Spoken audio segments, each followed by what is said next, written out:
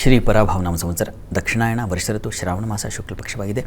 ಈ ದಿವಸ ಬುಧವಾರವಾಗಿರತಕ್ಕಂಥದ್ದು, ಸಪ್ತಮಿ ತಿಥಿ, ಸ್ವಾತಿ ನಕ್ಷತ್ರ. ಈ ದಿವಸ ಸ್ವಾತಿ ನಕ್ಷತ್ರ ಇದೆ, ಬುಧವಾರವೂ ಆಗಿದೆ.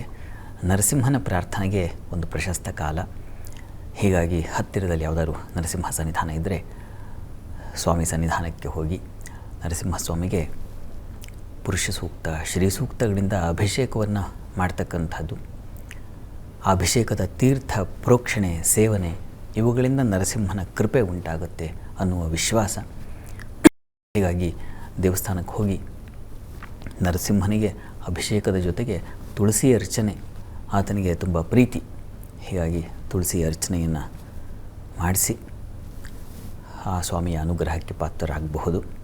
ಈ ದಿವಸ ಅಂತೂ ಸ್ವಾತಿ ನಕ್ಷತ್ರ ಬಹಳ ವಿಶೇಷವಾದದ್ದು. ಎಲ್ಲ ನರಸಿಂಹ ಸನ್ನಿಧಾನಗಳಲ್ಲೂ ವಿಶೇಷ ಪೂಜಾದಿಗಳು ನೆರವೇರುತ್ತೆ.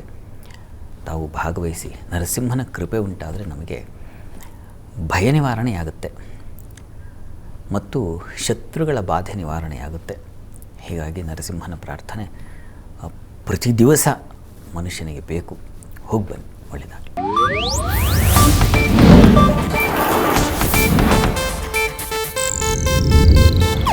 ಇದು ಏಷ್ಯಾನೆಟ್ ನ್ಯೂಸ್ ನೆಟ್ವರ್ಕ್ ಪ್ರಸ್ತುತಿ.